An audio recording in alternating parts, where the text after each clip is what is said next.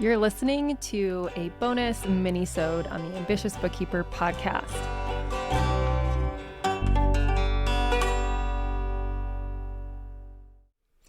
Welcome to another mini episode where I cover one quick topic.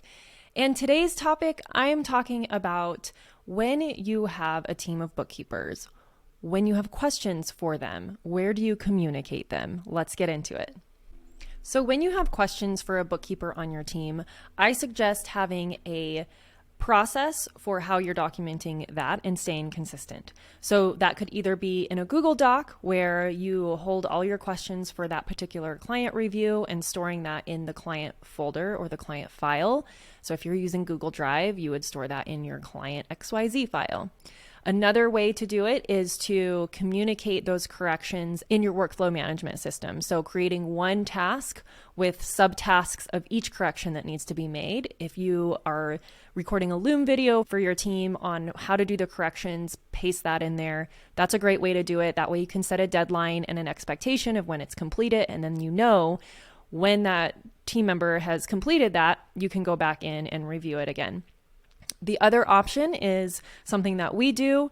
We communicate internally within Slack, and we have a Slack channel for every client. Like I said, this is internal communication only. So while the Slack channel is named for a client, our client doesn't have access to this Slack channel. It is for internal communication. So as I'm reviewing, if I have one or two things that need correction, I will just send a Slack message to the team member. You can also create an Asana task or a ClickUp task from that Slack message.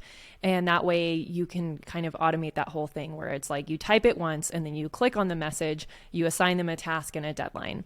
That way they immediately get the notification. Whereas sometimes notifications get lost in Asana or ClickUp and your team may not see that. So I always feel like Slack is the best place for it.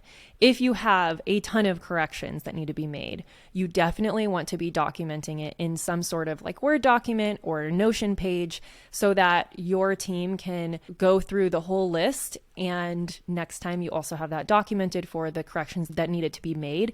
And this kind of serves as documenting training and things like that in the future. And if you need to make any type of performance improvement plan with your team member, you already have that there.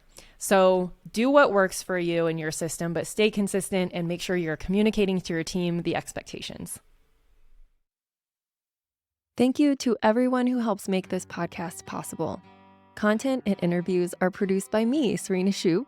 Our intro and outro music is written and performed by my brother, Ian Gilliam. Editing is also by Ian using his awesome sound engineering skills along with Descript software. Hosting and publishing is by Buzzsprout, and you can check out the show notes for links to all of these amazing resources and resources mentioned in the episode. Be ambitious.